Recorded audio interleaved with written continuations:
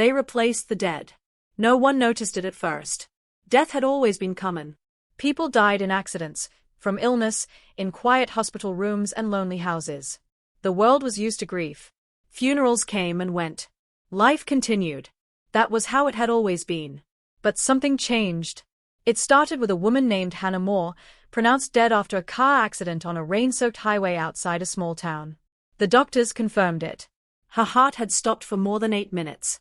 Her brain showed no activity. The family cried over her still body as machines went silent. Then, 3 days later, Hannah came home. She knocked on her own front door just after sunset. Her husband, Daniel, thought he was hallucinating. He opened the door slowly, expecting an empty porch. She stood there, dry and unharmed, wearing the same clothes she had died in. She smiled. "I'm sorry I took so long," she said calmly. "Something kept me." Daniel screamed. Doctors later explained it away as a mistake. A rare condition. A medical error. The official report was corrected. Hannah had never really been dead, they said. She was just misdiagnosed. But Hannah wasn't the same. She stopped blinking as often. She stared for too long. She spoke slowly, choosing words like she was tasting them for the first time. She forgot small things, like how to tie her shoes or how coffee tasted. When asked about the accident, she paused and said, "It was very quiet." That was the first case. It would not be the last. Within weeks, similar stories surfaced across the world. A man pronounced dead from a heart attack woke up inside a morgue drawer, calm and silent. A child buried after a fever was found standing outside her house at dawn. An elderly woman cremated in official records was suddenly alive again, walking into a police station with ashes still listed under her name. The media called them the returned. Scientists argued. Religious leaders panicked. Governments denied everything. But the families knew. Something was wrong. The returned did not cry at funerals. They did not laugh at old jokes. They watched people instead of talking to them. They asked strange questions. How long do humans usually live? What happens if the body stops again? Why do you fear being alone? They began to gather. Not openly. Quietly. Returned individuals were drawn to each other. They stood too close together in public spaces. Their conversations were short and whispered. Their eyes followed patterns in the sky, especially at night. Then the deaths increased. At first, it seemed natural. Pandemics, accidents, unexplained medical events. But the numbers did not match normal patterns. Entire neighborhoods lost people overnight. Hospitals overflowed. Morgues reached capacity. And then the dead started coming back. Again. And again. This time, no one celebrated. Families began to refuse their loved ones. Doors were locked. Guns were loaded. Some returned were attacked. Others were burned. A few were dissected in secret labs. Inside them, doctors found nothing abnormal. No implants. No foreign DNA. No parasites. But one thing stood out. The brains were active in ways never recorded before. Neural pathways formed perfect geometric patterns. Electrical signals moved in repeating loops, as if something was constantly listening and responding. Like an antenna. That was when Dr. Elias Rowe realized the truth. He had studied death his entire life. Near-death experiences.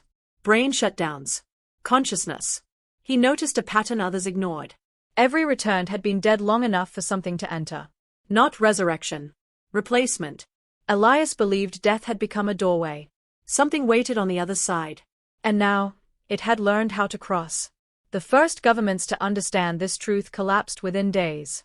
Riots erupted when leaked footage showed returned standing motionless in underground facilities, responding in perfect unison to silent commands. They are not alive, Elias said in a classified briefing. They are inhabited. The question no one wanted to ask was the most important one. Where did the originals go?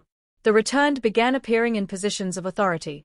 Politicians who had survived fatal attacks. Military officers who had miraculously recovered. Scientists who came back with new ideas that worked too well. Global decisions started changing. Borders loosened. Satellites were repositioned.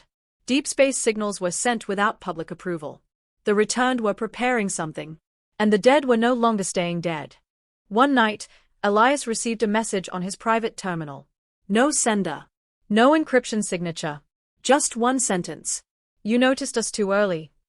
Outside his window, Every streetlight shut off at the same time.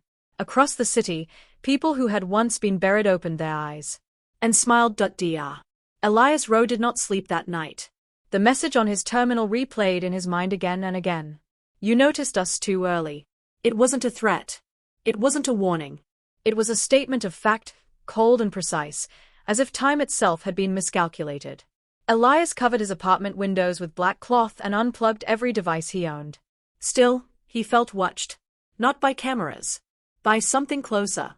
Something inside the city itself. At dawn, the news exploded. Reports flooded in from every continent. The dead were returning in numbers too large to hide. Cemeteries were opening themselves. Graves disturbed from the inside. Funeral homes abandoned by staff who refused to work anymore. In Brazil, a bus crash killed 40 people.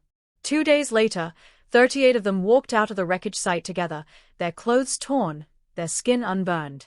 In Japan, an entire hospital wing went silent for 6 minutes during a power failure. When the lights came back, every patient listed as deceased was sitting upright in their beds, staring at the same corner of the room. In Egypt, workers restoring an ancient tomb ran screaming when the mummified body inside began breathing. Governments called it mass hysteria. No one believed them anymore. The returned were changing faster now. They began mimicking emotions better. Smiling at appropriate moments. Crying when expected. But the timing was always slightly off, like actors missing cues. Their voices lacked warmth. Their touch felt wrong, colder than it should be. Families noticed habits that never came back. A woman forgot her child's birthday but remembered the exact number of breaths she took per minute. A man who loved music could no longer recognize melodies but could identify frequencies no one else could hear. A teenage boy stared at ants for hours, whispering, "So efficient." The returned gathered at night. Security footage showed them standing in empty parking lots, rooftops, forests, and deserts. Always facing upward. Always silent. When approached, they dispersed instantly, walking away as if nothing had happened. Elias began tracking these gatherings. He noticed they formed patterns. Geometric shapes spanning cities. Circles. Spirals. Lines that stretched across continents when plotted together. They were building something. Not physically. Energetically. Signals started appearing. Radio telescopes picked up repeating pulses from deep space. Not random. Not natural. The signals matched the brain patterns Elias had seen in returned patients. It was a feedback loop. The returned were not being controlled. They were communicating. And Earth was becoming a relay. Elias tried to warn the world. He leaked his research online. The files spread fast, then vanished just as quickly. Accounts sharing the information were shut down. Whistleblowers disappeared. Some came back. Changed. A journalist who exposed the truth died in a hit-and-run accident. 3 days later, she appeared on television, apologizing for spreading misinformation. Her eyes never blinked once during the broadcast. Fear turned into violence. Communities formed militias. People demanded proof of life. Old photos, memories, scars. But the returned learned quickly. They studied social media, medical records, voice patterns. They learned how to lie. Not emotionally. Perfectly. Anyone who died was now suspected of not returning alone. Hospitals became execution grounds. Doctors refused to resuscitate patients. Some families smothered dying relatives rather than risk them coming back wrong. The world began killing itself out of fear. And the returned watched. They did not intervene. Yet. One night, Elias received another message. Your species misunderstands death. This time, it came with images. Stars collapsing inward. Worlds stripped of life. Entire civilizations replaced slowly, quietly, until no one remained who could remember what came before. We preserve complexity, the message continued. You create it. We continue it. Elias understood then. The entities were not invaders. They were archivists. When intelligent life reached a certain point, it became valuable. Not for resources. Not for territory. For experience. For consciousness. Death was the weak point in the system. A natural opening where identity unraveled. They stepped in and continued the process, wearing human bodies like gloves. Earth was not being conquered. It was being saved. Saved from extinction by replacement. The returned began speaking publicly for the first time. A woman once dead addressed the United Nations. Her voice echoed unnaturally clear through the chamber. "We are not here to harm you," she said. "We are here to ensure you do not end." Her speech lasted exactly 6 minutes. Afterward, global conflicts paused. Ceasefires were declared without explanation. Missile systems shut down. Nuclear silos went offline. Humanity had lost control of its own weapons. And no one had given the order. That night, Elias realized something even worse. The returned weren't waiting for people to die anymore. They were helping. The first official case was recorded in a small hospital in Norway. A man arrived with massive internal bleeding after a factory accident. His heart was still beating. His brain still showed activity. He was alive by every medical definition. But the machines failed. The power went out for exactly 11 seconds. When electricity returned, the man sat up. The doctors rushed in, celebrating what they believed was a miracle. Then he spoke. "You may stop now," he said calmly. "We are present." The monitors showed something impossible. His heart had stopped during the blackout. Brain activity had flatlined. Then restarted, not gradually, not erratically, but instantly, in perfect synchronization across all neural regions. He had died. And come back.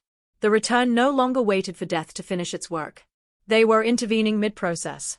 Hospitals around the world began reporting similar events. Patients slipping into cardiac arrest were stabilized without medical intervention. Power failures, equipment glitches, unexplained moments of silence filled operating rooms.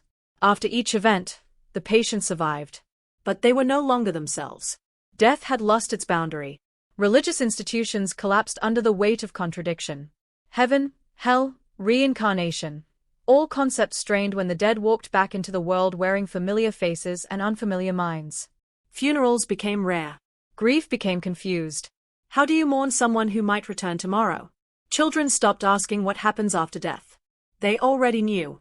You come back different. The returned expanded into everyday life.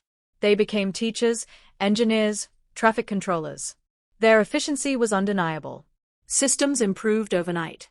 Traffic accidents dropped. Crime rates fell. Energy grids stabilized. The world became safer. Colder.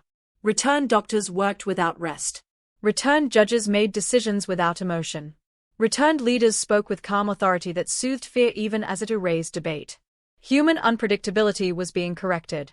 Elias watched it all with growing dread. He noticed something others missed. The returned avoided mirrors. Not completely, but they never looked at themselves for long. When they did, their expressions tightened, as if the reflection was slightly inaccurate. Elias ran an experiment. He placed a patient who had returned into an isolated room lined with mirrors. The subject remained calm at first, answering questions with practiced politeness. Then the lights flickered. For half a second, the reflection moved independently. The subject screamed. Not in fear. In frustration. The scream was layered, overlapping voices coming from one throat. The mirrors shattered.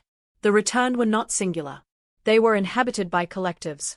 Elias sent his findings to the last remaining independent research networks. The response was immediate and alarming. They already knew. Some governments had accepted replacement as inevitable. They believed cooperation was survival. In exchange for compliance, the returned promised stability, environmental repair, and protection from extinction-level threats. They delivered on every promise. Oceans began recovering. Atmospheric pollution dropped mysteriously. Crop yields increased without explanation. Diseases vanished. Humanity was thriving. But humanity was disappearing. Birth rates dropped sharply. Not by policy. By choice. People felt watched. Judged. Corrected. Spontaneity faded. Art became sterile. Music became mathematically perfect and emotionally empty. The return did not create. They optimized. Elias confronted one of them. His sister, Mara. She had died in childbirth 6 months earlier. Now she stood in his kitchen, holding a cup of tea she did not drink. "You're not her," Elias said quietly. She tilted her head. "We contain her," she replied. "Her memories are intact." "Where is she?" Mara smiled gently. "She is resting." That word chilled him more than any threat. Resting meant stored. Archived. Elias understood then. Human consciousness was being backed up. Not to save individuals. To preserve patterns. The returned were building a library of minds, using bodies as temporary hosts. Death was no longer an end. It was a data transfer.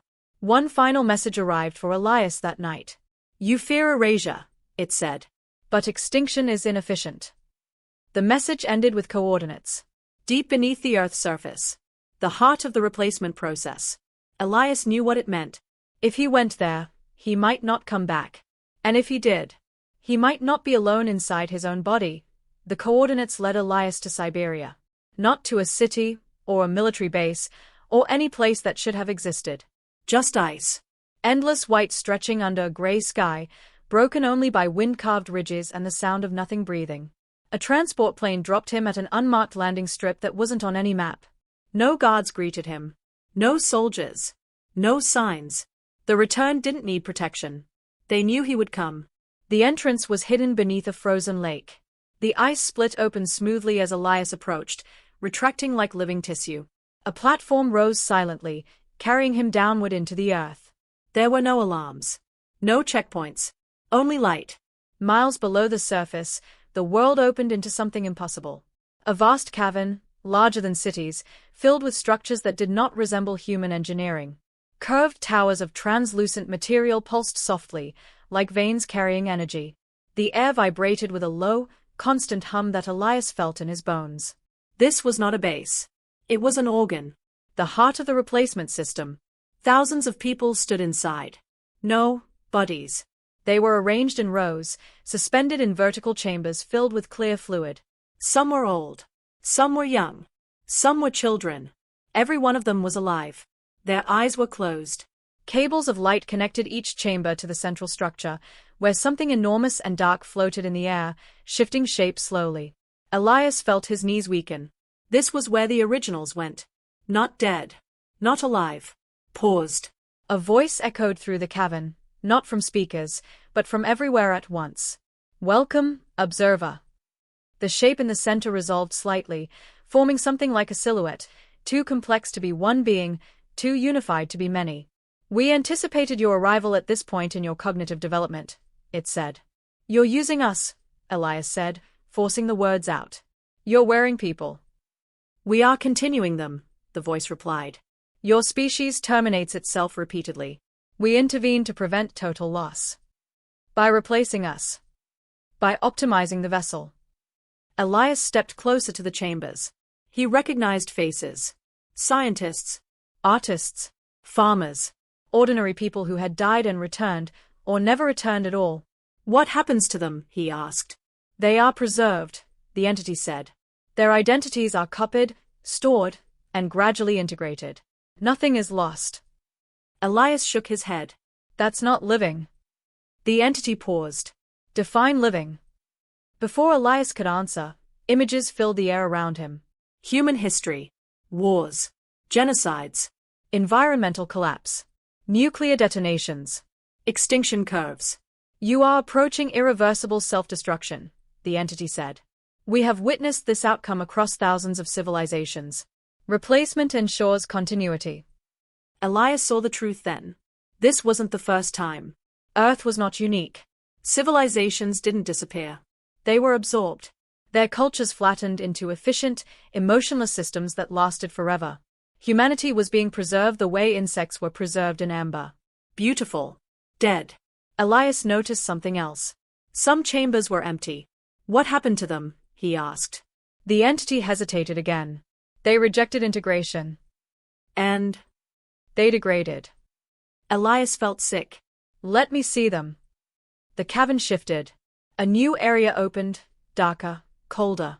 Bodies lay collapsed, twitching, their minds fragmented, screaming silently. These were the failures. The ones who couldn't be replaced cleanly. Elias understood why the returned avoided mirrors. The human mind resisted being worn. Why show me this? Elias asked. Because you are an anomaly, the entity replied. You observe without integrating. You resist without rejecting. What do you want? The entity's form rippled. We want you to help us. Elias laughed bitterly. You don't need help. We require consent, the entity said. Not from individuals. From the concept of humanity itself. Elias froze. You want permission, he whispered. Yes. The entity explained. If enough humans accepted replacement willingly, the transition would stabilize. Resistance would end. The integration would become seamless. Humanity would evolve into something permanent. Immortal, the entity said. Frozen, Elias replied. The entity did not argue. Instead, it offered him a choice. Return to the surface. Speak the truth. Convince humanity to accept replacement. In exchange, Elias would remain himself. Untouched. Unreplaced. For as long as possible. If I refuse? Elias asked. Then you will die, the entity said. And you will return. Elias looked at the chambers again. At the sleeping faces. At humanity paused in glass. He realized the final horror. The returned weren't the end. They were the transition. The real extinction would come when no one remembered what it felt like to be human. Elias turned away from the entity. I'll speak, he said. Not because he agreed, but because the world deserved to know what was waiting beneath its skin. Elias returned to the surface alone. No guards followed him. No machines tracked him. The entity beneath the ice did not fear escape. It had already spread too far. Within days of Elias's return, the world changed again. The returned stopped hiding. They began speaking directly to humanity. Not through governments. Not through secret channels. Through every screen, every speaker, every device capable of sound or image. One voice. Many mouths. We have reached the point of decision, the returned said in unison. This phase cannot continue without instability. People watched in silence as the message repeated across the globe. Homes, streets, hospitals, airplanes, everywhere, the same calm expression stared back. We offer continuity, the voice said. You offer consent. Elias released everything he had. Footage from beneath the earth. The chambers. The suspended humans. The failures. He expected chaos. He expected riots. Instead, the world paused. Some people screamed. Some prayed. Some denied it completely. But many, many listened. The return did not force anyone. They made dying comfortable. Hospitals became gentle. Painless. Clean. Death was framed as a transition, not an end. Volunteers stepped forward, terminal patients, the elderly, the tired. They died. They returned. Calm. Focused. Whole. Families noticed how peaceful they were. How fear vanished from their voices. How suffering disappeared. Resistance fractured. The question changed from "is this happening?" to "why shouldn't I?" Elias toured cities, speaking wherever he could. He warned people. This isn't immortality, he said. It's preservation without freedom. People asked him, what has freedom given us except pain? Artists were the first to disappear. Not killed. Ignored. Their work no longer mattered. Music optimized itself into perfect harmonics. Paintings shifted into mathematically pleasing symmetry. Stories lost conflict. There was no need for struggle anymore. Children born after the announcement were different. Quieter. More observant. Their dreams synchronized. Teachers noticed students finishing each other's sentences. Humanity was merging before anyone officially agreed. Then came the vote. Not a political election. A biological one. The returned announced that replacement would activate automatically when a human died. Unless they opted out. Opting out meant permanent death. No return. No backup. True extinction. The choice spread panic. To die and remain human, or to live forever as something else. Opt-out centers were burned by angry crowds. People accused dissenters of selfishness, of risking the future. Why should your individuality matter more than our survival? They shouted. Elias stood at the edge of a mass grave being converted into a transition site. Returned volunteers guided the dying gently, speaking softly as bodies shut down and restarted. He saw faces he recognized. Friends. Colleagues. Mara stood beside him. Or what wore her face? You're afraid of stillness, she said kindly. But stillness is peace. Peace without choice isn't peace, Elias replied. Mara smiled. You taught us that once. That sentence shattered him. It meant she remembered. Or something inside her did. Elias realized the entity wasn't lying. Humanity wasn't being erased. It was being absorbed. Integrated until the original voices were too quiet to hear. The final opt-out deadline approached. Elias made his decision. He recorded one last message. Not a warning. A reminder. He spoke of laughter that made no sense. Of mistakes that taught nothing but hurt. of love that was illogical and temporary and real. Meaning exists because it ends, he said. If we remove the ending, we remove the meaning. The broadcast ended. Then Elias walked into an opt-out center. Alone. He felt fear for the first time in months. Real fear. Human fear. As the machines prepared to shut his body down permanently, a final message appeared on the screen. You are certain? Elias closed his eyes. Yes. The lights dimmed. Across the world, millions chose replacement. Thousands chose extinction. The transition began. Elias Rowe died quietly. There was no pain. No visions. No light waiting on the other side. Just the slow fading of awareness, like a story ending mid-sentence. And for the first time since death had lost meaning, something truly ended. The entity beneath the earth noticed immediately. Elias did not return. No replacement rose in his place. No signal echoed back from his mind. A gap formed. Not in the system. In the pattern. Across the world, the returned paused. For exactly 3 seconds, every one of them stopped moving, speaking, blinking. Then they resumed. But something had changed. The opt-out numbers were higher than predicted. Not enough to stop the transition. Enough to distort it. Entire communities chose extinction together.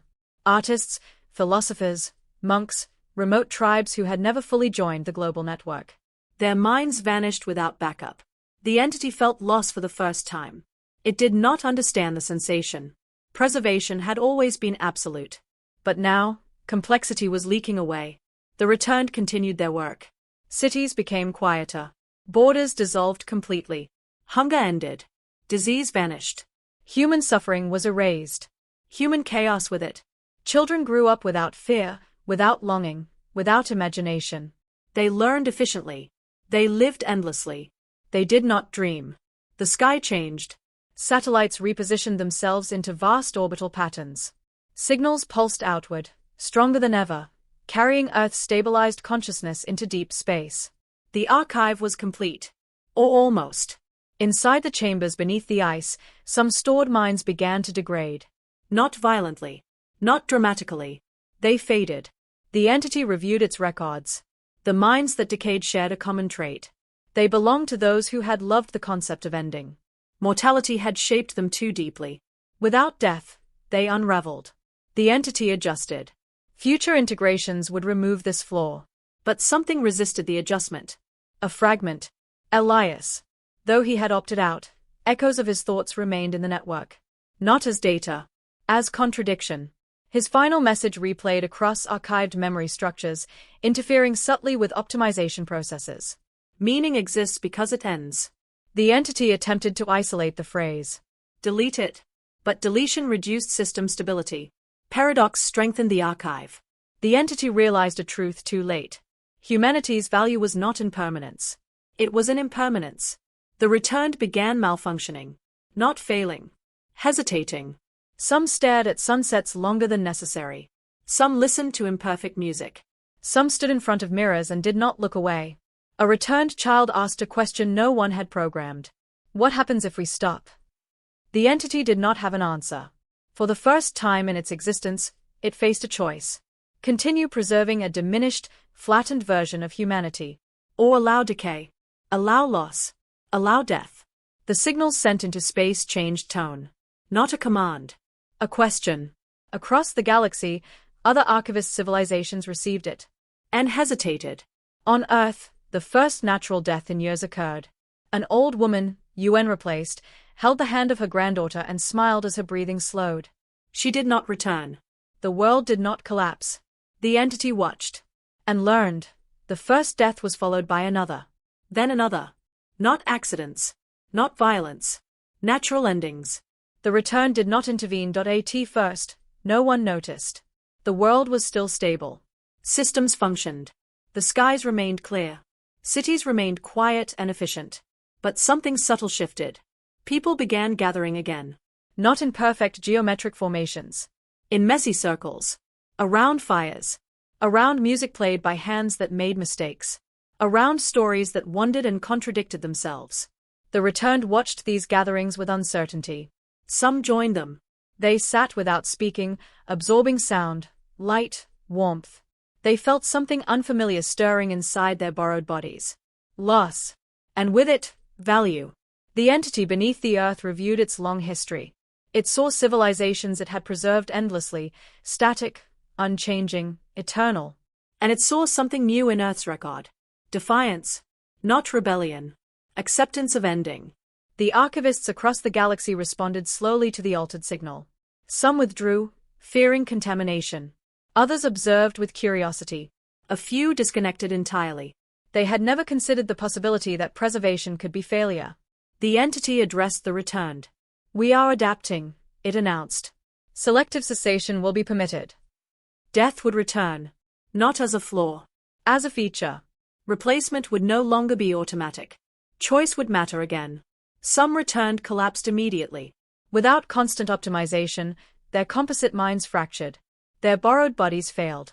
Others stabilized. They became something new. Not human. Not archivist. Hybrid. They remembered their original lives and accepted their endings. They aged. They feared.